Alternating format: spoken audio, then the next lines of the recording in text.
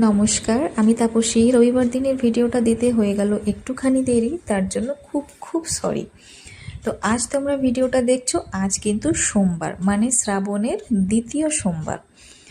তো রবিবার দিনের সকালটা কিন্তু শুরু করেছিলাম আমি পোহা দিয়ে।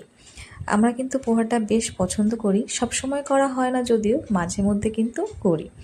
তো তোমরা কে কে পছন্দ করো বলো তো? আমাদের তো বেশ ভালো লাগে, মাঝে মধ্যে করাই যায়। আর হ্যাঁ, উপর দিয়ে লেবু, ঝুরি ভাজা এগুলো দিয়ে তোমরা কে কে পছন্দ করো, আমরা কিন্তু এভাবেই পছন্দ করি। আর রবিবার দিন বলে কথা, ছেলে কিন্তু আজও প্রত্যেক রবিবারের মতো স্নান সেরে পুজোটা দিয়ে নিয়েছে। আর আমি কিন্তু চলে এসেছি রান্নাঘরে। আর আজ কিন্তু করব একটা অন্য জিনিস। অন্য জিনিস বলতে আজ করব আমি এগ বিরিয়ানি।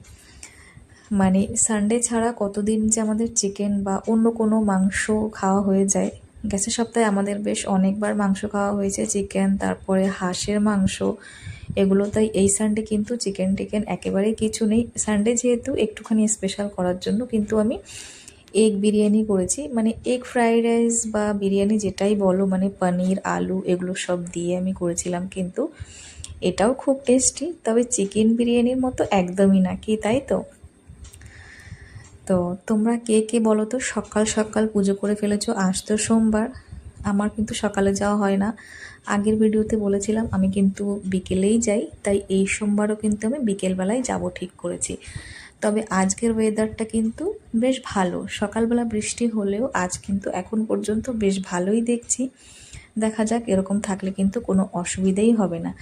আর এই যে দইটা দেখতে পেলে, এটা কিন্তু আমি বাড়িতেই তৈরি করেছি। আমি কিন্তু দই বাড়িতেই তৈরি করে রাখি, কারণ দুধ রোজে রাখা হয় যেহেতু, দইটা কিন্তু আমি বাড়িতেই করি। আর বাড়ির দই একদম ফ্রেশ, আর বাড়ির জিনিসের কোনো তুলনাই হবে না, তাই তো?